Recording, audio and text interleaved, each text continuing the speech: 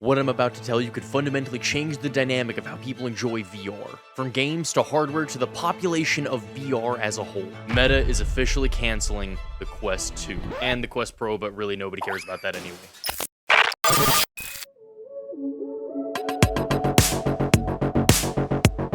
The Quest 2 has been a staple of the VR community, an affordable headset that brought so many people into VR. It's not the most powerful by any means, but it was a pioneer for VR that was able to bring so many new customers and jobs into the virtual space, including myself. I've been making VR videos since before the Quest, but without the Quest, I doubt my channel would be nearly as popular as it is now. However, I've received news that they're officially canceling the Quest 2 VR headset and introducing a new one.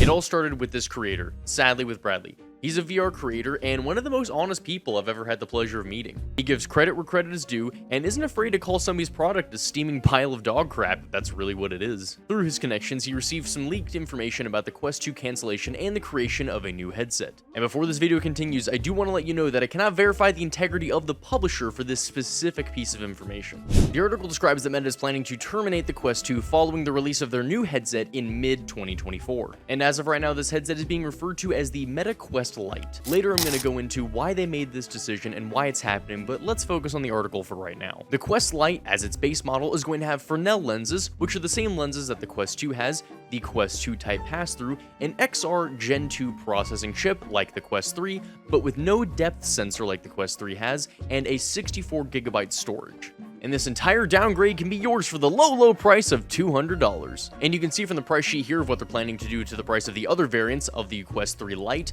and a launch of the Quest 3 512GB version. Nothing about battery life is mentioned in the article, nor resolution, FOV, or weight. Why would Meta, Facebook, Oculus, whatever you want to call them, why would they take this time being the pioneers of standalone VR, moving forward, building powerful headsets, and then suddenly kill its most sold product to sell a downgrade? It all comes down to Meta abandoning the current all-in-one market to pivot and expand their efforts. When Meta created the Quest 2, sure, the Quest 1 was already out, but it was in a very fledgling state. A lot of people were not buying into VR, and the Quest 1 was not getting nearly enough publicity to become mainstream. But when the Quest 2 came out, with its massive performance increases, allowing for an all-in-one PC VR and standalone experience that was at a lower price than most headsets that were only PC VR and require external trackers, it took off more than anybody ever thought it would. The Quest 2 has embedded itself into our society for VR that you could just go up to people on the street and ask them, hey, tell me a VR headset that you know, and a lot of people who don't even know the first thing about VR would say, oh, the one from Oculus, or the one from Facebook, or the one from Meta. However, everybody knows that in the world of business, every market has a limit. Meta was worried about hitting theirs, which is why they even created the Meta Quest Pro to begin with. A headset with a massive increase in performance and capabilities, targeted towards VR game developers and other industry professionals like VR creators.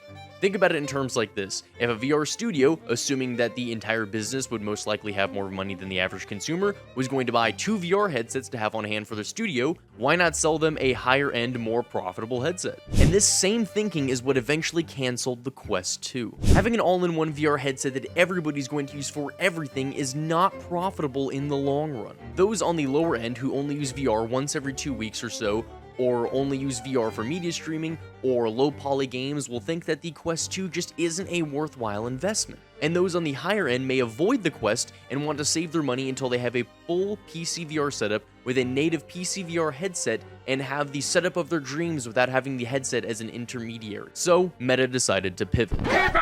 Shut up! Shut up! Shut up! Those who want a more powerful experience will pay for the Quest 3, and those who want a lower-end experience that don't need the pancake lenses and the other bells and whistles will get the Lite version. Overall, this could have negative and positive implications for the industry. The positive side, of course, is tailoring the market to what people want, giving them a cheaper headset that they may not even mind a decrease in the quality of because it's not their priority. A friend of mine, Justin Weeb, who I had the pleasure of attending this past AWE with, told me that he prioritized comfort over everything else in a VR headset, even though I myself am a massive fan of tracking and resolution above anything else. If they can have this headset track well, be light, comfortable, and process games that are anywhere comparable to the Quest 2, I think that this could bring a lot of people into the VR space. But there are also some bad aspects of stepping backwards. With Meta pivoting, this is of course going to take more resources and might even give a bad impression. Meta is not a VR god sending headsets from the heavens as gifts with same-day shipping. One of the largest in the world, but a business nonetheless. They have finite resources like everybody else, in terms of raw materials, talent, and anything else. Going in multiple directions could slow their progress towards making the next greatest high-end headset that people like myself have wanted to get their hands on. Additionally, if this headset ends up being an even larger downgrade in resolution, FOV, tracking, and comfort than we could imagine, it could end up turning some people away from the VR space. Imagine trying to convince someone to invest in VR by having them try a Virtual Boy today. They would think that VR is just a gimmick and something that's nowhere near as what it should be for a worthwhile investment of the average customer. And it could turn people away from the VR industry that were just curious about it to begin with. That, and with so much of the industry for VR accessories being built just for the Quest 2, games optimized for the Quest 2, hardware developers will have to go back to the drawing board and redesign everything for the Quest 3 and the Lite. My hope though is that for the smaller hardware developers that the Quest 2 can stay alive long enough for them to hopefully make some profits and be able to redesign everything for the Quest 3 and the Lite. Which I know is an expectation for hardware to change in the industry, but VR is a much newer industry. Not to mention all the game developers will have to decide whether or not to optimize their games to run on the Lite or improve it to run on the 3. And what will happen in 2 years when everybody's games and hardware are no longer compatible with the Quest 2?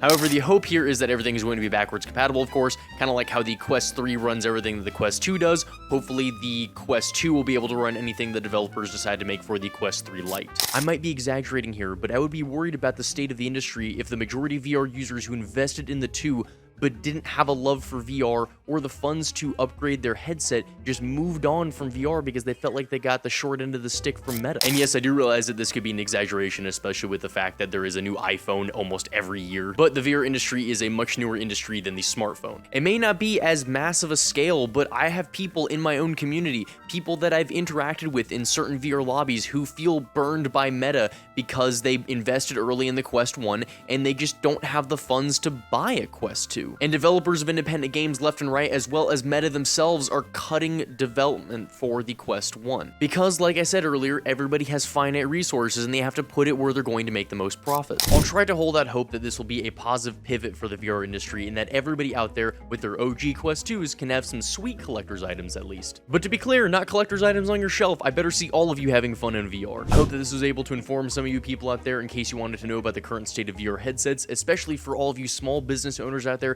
that are putting your livelihoods on the line for VR, because I don't want you to get caught off guard by this either. Thank you all for sticking this out with me. If you made it this far in the video, you are my favorite person, and thank you so much. I hope that each and every one of you have a phenomenal day, and I hope to see you in the next one.